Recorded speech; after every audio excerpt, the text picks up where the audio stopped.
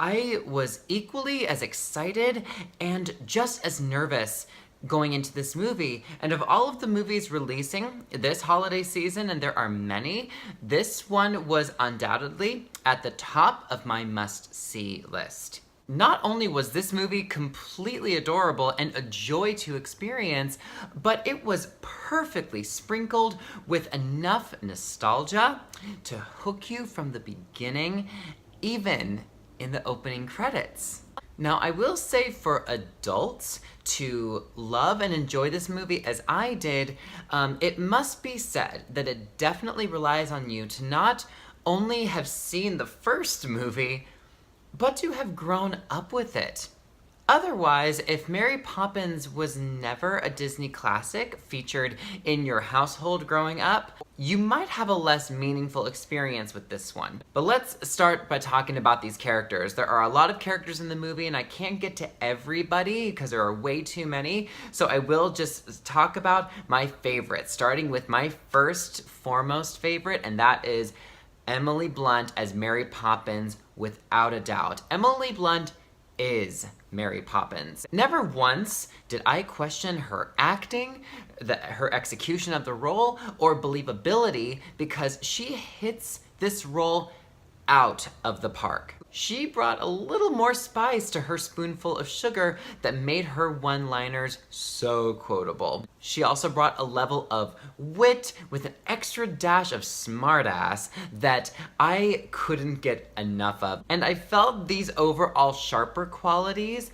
that Emily Blunt adds to the role only added more depth and fun to her character. Emily Blunt also showed more emotion and a more caring side just in Mary Poppins' expressions throughout the film that we didn't even quite get from Julie Andrews as much. And I appreciated the subtleties in her demeanor that really expanded the range of the character in ways that I've never fully seen before. And next on my favorites list are the new Banks children, and all three of them, they were brilliantly cast and excruciatingly adorable.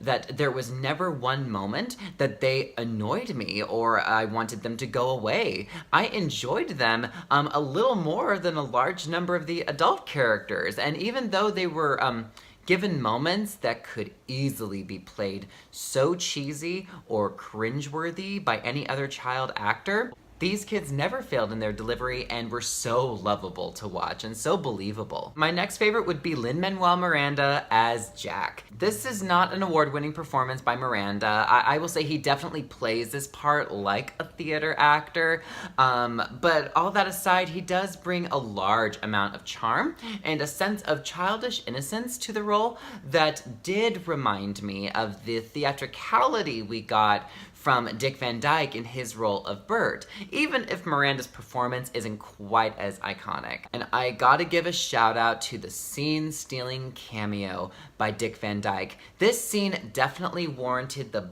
biggest audience reaction and put the biggest smile on my face, no matter how short the experience was. It was magic. Now, as for the music, I thought it was great and it was easy to hum along to after the movie finishes, even though the songs never quite reached the level of memorability as the first film, nor do I see them standing the test of time nearly as well. I still found myself downloading the soundtrack right after the movie was finished. As for the song that resonated the least with me, I'd have to go with Meryl Streep's musical number, even though I loved her character. As for the story, it unfolds in ways that mirror the first film very closely. Some might argue almost too much. So if you're going into this film looking for a totally original adventure with Mary Poppins that we've never seen before, I think you'll definitely be disappointed. But the story does differentiate from the first film by including a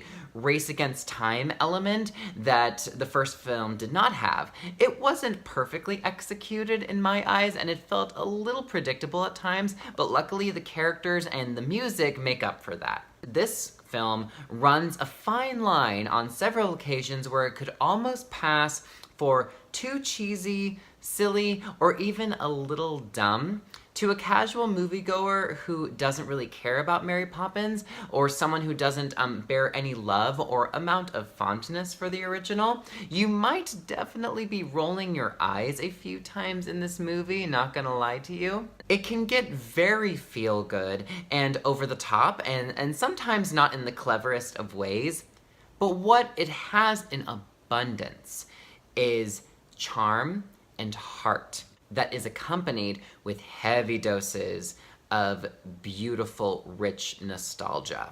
That is why this movie really depends on adult audience members to come prepared to love and laugh, just like we did with the first one. Because even though it's not the most clever movie and makes some hysterical narrative choices at times that might not land as well, it still hooks me by the acting performances, the stunning visuals, the music, and the childlike wonder that takes you back to what you loved about the first film. So if you love the original Mary Poppins, I think you're definitely gonna have a good time with this one. Though this film isn't as perfect as the first film, it manages to pull me back into the magic and take me on an adventure that ultimately made my heart fly. I'm going to give Mary Poppins Returns an A-.